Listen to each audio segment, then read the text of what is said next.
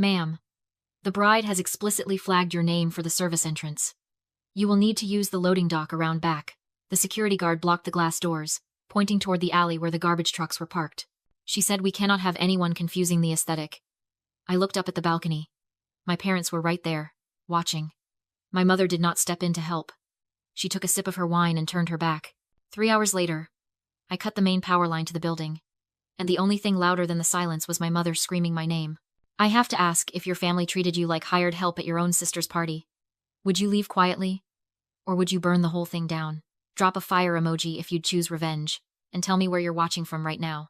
1 hour earlier, I was standing on the concrete loading dock around the back of the resort.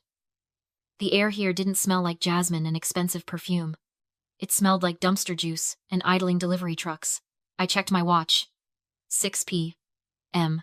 Right on schedule. I pushed through the heavy steel service doors and stepped into the kitchen. The noise was instantaneous, clattering pans, shouting expeditors, the hiss of searing meat. But as I walked down the center aisle, the noise died out in a wave, traveling from the prep station to the pass. One by one, the sous chefs and line cooks looked up, saw me, and froze. They knew my face. They knew who signed their paychecks. The executive chef dropped his tongs. He started to wipe his hands on his apron, stepping forward to greet me, panic in his eyes. I did not stop walking. I just pressed a single finger to my lips. Silence. The chef hesitated, then gave a sharp nod and turned back to his station, barking orders louder than before to cover the confusion. I kept moving until I reached the staff locker rooms in the back. Marco, the general manager, was waiting for me by the door. He was a man who prided himself on Italian composure, but right now, he looked like he was about to vibrate out of his skin. "Miss Danielle," he hissed, his voice low and tight. "This is insane. You cannot do this. Let me go out there and end it now. I will have security remove them for trespassing." "Not yet, Marco." I walked past him into the locker room and set my tote bag on a bench. "If we kick them out now, they are just victims of a misunderstanding. They will spin it. They will say I was jealous. They will say I ruined Brittany's night because I am petty." I unzipped the bag. Inside was a clear plastic package containing a generic, black and white server's uniform, 100% polyester. Flammable. Cheap. Brittany had mailed it to me 3 weeks ago with a sticky note that just said, "Standard size. Don't alter it. I need them to commit." "Marco," I said, pulling the scratchy fabric out. "I need them to see me in this. I need them to look me in the eye. See their sister dressed like help.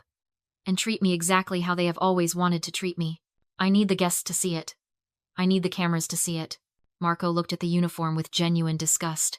"You acquired the distressed debt on this property for $12 million. You saved this resort from bankruptcy. You are not a waiter. Tonight I am." I stepped behind the partition. I stripped off my blazer and my silk blouse. I pulled on the stiff black trousers that were 2 inches too short, and the white button-down that was too tight in the shoulders. I buttoned the vest.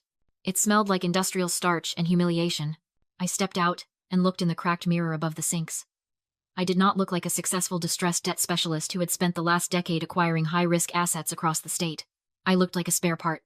I looked exactly how my family had always seen me. I turned to Marco. He was holding a plastic name tag. It did not even have my name on it. It just said staff. "Pin it on," I said. He hesitated, his hands shaking slightly. But he did it. "Protocol B is ready on your signal," he said softly. "Good." I straightened the cheap vest. I wasn't dressing for a party. I was dressing for an execution. "Let's go serve some champagne." I slipped into the ballroom through the service corridor, a tray of lukewarm champagne flutes balanced on my hand. The room was breathtaking: vaulted ceilings, crystal chandeliers, floral arrangements that probably cost more than my first car. But all I saw was the hierarchy. Brittany was in the center of the room, holding court in a custom Vera Wang gown, laughing with her bridesmaids. My parents were beside her, beaming with pride. They looked like the perfect family, the successful daughter, the doting parents, and somewhere in the background, invisible but necessary, was me. I moved along the perimeter, offering drinks to guests who didn't even look at my face. "Champagne?" I asked quietly. Most just took a glass, without a word. One woman handed me her empty napkin without breaking her conversation. I watched Brittany accept a hug from Lucas, her fiancé. He looked nervous, his eyes darting around the room as if searching for an exit. But Brittany was radiant. She was exactly where she had always wanted to be, the center of attention, funded by everyone but herself. My mind drifted back to the allowance conversation we had 3 years ago. I had just lost my job at the firm, and I was staring down an eviction notice. I had swallowed my pride and asked my parents for a small loan, just enough to cover rent for 2 months while I got back on my feet. "We can't just hand you money, Danielle," my father had said, not looking up from his newspaper. "It sets a bad precedent. You need to learn resilience." 2 weeks later, I found out they were giving Brittany a $5,000 monthly networking allowance so she could afford to live in the city and build connections. $5,000. Every single month. For 3 years. That was $180,000. Enough to buy a small house in some places. Enough to change my life completely. But to them, it was an investment. Brittany was the asset. I was the liability. And then there was the uniform. 3 weeks ago, when Brittany had finalized the guest list, she called me. Not to invite me, but to give instructions. "We are doing a black tie aesthetic," she said, her voice breezy. "And honestly, Danielle, you don't really have the wardrobe to stand next to Catherine. She is intimidatingly chic. I just think it would be better if you blended in. You know? Like support staff. It takes the pressure off you." She made it sound like a favor. Like she was protecting me from the embarrassment of my own closet. But I knew what it was. It was erasure. Why did I say yes? Why did I take the uniform? Why didn't I scream or throw the phone? Because when you are raised in a system where your value is constantly negotiated down to zero, compliance feels like survival. You learn to make yourself smaller to avoid the friction. You learn that keeping the peace means accepting the war being waged against your dignity. I didn't say yes because I was weak. I said yes because after 32 years, being treated as a utility felt safer than being treated as a disappointment. The uniform wasn't a costume. It was how they had always seen me. A prop in their production. But tonight, the prop was going off script. I watched Brittany spot me across the room. Her eyes narrowed, then widened with a cruel delight.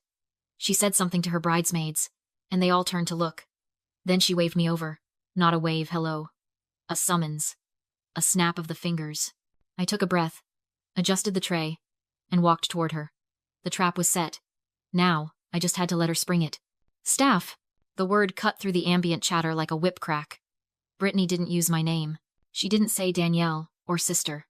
She snapped, her fingers snap, snap, and pointed at the empty glass in front of an older woman with silver hair and a posture that screamed old money. It was Catherine, the groom's mother. The woman whose approval Brittany was desperate to buy with this 6-figure party. I walked over, keeping my eyes lowered, playing the part. "Yes, ma'am?" Brittany leaned in close, her voice a hiss of aggressive perfume and malice. "Don't embarrass me, Danielle. Catherine needs a refill. And don't give her the house pour. Go back to the reserve case and get the 2012 vintage. It is in the green crate." She grabbed my wrist, her nails digging into my skin. "And try not to shake. You look nervous. It makes you look incompetent." I looked at her hand on my arm. A year ago, that touch would have made me cry. I would have begged her to stop being so mean. I would have asked what I did wrong. But tonight, I just looked at her manicured nails and calculated the liability. "The 2012 vintage," I repeated, my voice flat. "Consider it done." "Good." She released me and turned back to her bridesmaids with a bright, fake laugh, instantly switching masks. "The help these days," she joked, loud enough for Catherine to hear. "You have to walk them through everything." I turned to head back to the service bar, but my path was blocked by my mother. Patricia was standing near the shrimp tower, holding a glass of Chardonnay. She looked me up and down, taking in the ill-fitting trousers, the polyester vest, the plastic name tag. I expected her to look ashamed. I expected a flicker of guilt for letting her oldest daughter be treated like an indentured servant. Instead, she smiled. It was a soft, genuine smile, the kind she usually saved for Brittany. "You know," she whispered, leaning in as if sharing a secret. "You look so much tidier this way, Danielle. The uniform suits you. It gives you structure. You finally fit in." The air left my lungs. There it was. The truth I had been denying for decades. They didn't hate me because I was messy or uncoordinated or unsuccessful. They hated me because I had autonomy. They preferred me as a servant because a servant has a function. A servant serves them. In this cheap polyester vest, I wasn't a disappointment anymore. I was useful. "I am glad you approve, Mother," I said. "Just keep the glasses full," she said, patting my shoulder. "And stay out of the photos." I walked away. I didn't go to the reserve case. I didn't go to get the 2012 vintage. I walked straight through the swinging doors into the kitchen, past the line cooks, past the confused waiters, and into the general manager's office. I closed the door and locked it. The sounds of the party muffled into a dull thrum. I pulled out my phone. I didn't have to look up the number. It was already dialed. Marco, I said into the receiver. Initiate Protocol B. Cut the music. We are done serving. The door to the general manager's office clicked shut, sealing out the noise of the party. The silence was instant and heavy, like the drop in pressure before a storm. Marco stood by the desk, his hand hovering over the master control panel. He looked at me, waiting. I didn't say a word. I reached up and unpinned the plastic name tag from my vest. Staff. I tossed it onto the mahogany desk. It clattered against the glass surface, a cheap sound in an expensive room. You look. Marco struggled for the word. Calm. I am calm, Marco. Rage is messy. Litigation is precise. I walked around the desk and woke up the main monitor. I didn't have to search for the file. It was already open. The operating agreement for the Gilded Oak Resort. I scrolled past the venue fees, past the catering riders, past the noise ordinances, until I found it. Clause 14, subsection C. Code of Conduct and Liability. Do you remember when I acquired the debt portfolio for this property? I asked, my eyes scanning the legal text I had written myself. 3 months ago, Marco answered immediately. The previous ownership group defaulted on their bridge loan. You bought the note for 60 cents on the dollar. Correct. And do you remember what I told you about my management style? You said you do not tolerate liabilities. Exactly. I tapped the screen. Brittany didn't just rent a ballroom, Marco. She signed a commercial contract. She agreed that any behavior creating a hostile, unsafe, or degrading environment for staff constitutes a material breach. Immediate termination of event. Forfeiture of all deposits. Instant eviction. I looked down at my polyester vest. The evidence was wearing me. She demanded a member of your staff me perform duties outside of my job description for the sole purpose of humiliation, I said. My voice cold. She physically grabbed me. She created a hostile environment. She breached the contract. Marco nodded slowly. He wasn't looking at a waitress anymore. He was looking at the woman who specialized in distressed assets, the woman who walked into failing companies, identified the rot, and cut it out with surgical precision. My family saw a servant. The bank saw a shark. The parents signed the unlimited personal guarantee, I noted, checking the digital signature on the addendum. Patricia and Gregory. They didn't read it, did they? They were too busy asking if the valet parking was covered to read the fine print, Marco said, a hint of dark amusement in his voice. Perfect. I took off the vest. Underneath, I was still wearing the ill-fitting white shirt and black trousers, but without the cheap polyester shell. I felt my posture straighten. I wasn't dressing up for them anymore. I was stripping down for the fight. I picked up the microphone connected to the ballroom's PA system. It sat heavy in my hand. A weapon made of wire and mesh. Marco, I said, kill the mood lighting. Turn on the house lights. Maximum brightness. I want them to see every speck of dust. He reached for the lighting board. And the music? Cut it. I watched his finger hover over the switch. It is time to collect the debt. The ballroom was swaying to a remix of a top 40 hit. A wall of sound designed to drown out thought. Brittany was on the dance floor, jumping up and down with her bridesmaids, holding a magnum of champagne she hadn't paid for. My mother was laughing near the head table, clinking glasses with Catherine, basking in the reflected glory of the Harrington fortune. And then, silence. The music cut out mid-beat. The sudden quiet was physical, a vacuum that sucked the air out of the room. A second later, the warm, flattering mood lighting died. Click, click, click. The overhead maintenance lights slammed on harsh, fluorescent, industrial white. They bleached the romance out of the room instantly. The crystal centerpieces looked garish. The gold drapes looked cheap. The guests squinted, shielding their eyes, exposed in the unflattering glare. What is going on? Brittany's voice screeched across the silent room. Marco, fix the lights. Where's the music? I walked through the double doors at the back of the room. I wasn't carrying a tray. I was holding a microphone. My steps echoed on the hardwood floor as I walked toward the center of the room. The guests parted for me, confused by the sight of a server walking with such purpose. The music isn't coming back, Brittany, I said. My voice boomed through the PA system, calm and amplified. Brittany spun around. When she saw me, her face contorted with fury. Danielle? What are you doing with that microphone? Get back to the kitchen. You are ruining my aesthetic. There is no aesthetic, I said. There is only a breach of contract. Contract? My father stepped forward, his face red. Danielle, put that down. You are embarrassing us. Go back to your station. I don't have a station, Gregory. I didn't call him Dad. I have a deed. I signaled Marco. He stepped out from the shadows, flanked by 2 security guards, the real ones, not the rent-a-cops Brittany had hired for the door. He was holding a tablet. Ladies and gentlemen, Marco announced, his voice projecting without a mic. This event is terminated effective immediately due to the client's violation of staff safety and dignity protocols. You have 15 minutes to vacate the premises. You can't do that, Brittany screamed, storming toward me. I paid for this venue. I paid the deposit. Actually, I said, meeting her eyes. You paid the deposit to the previous management company.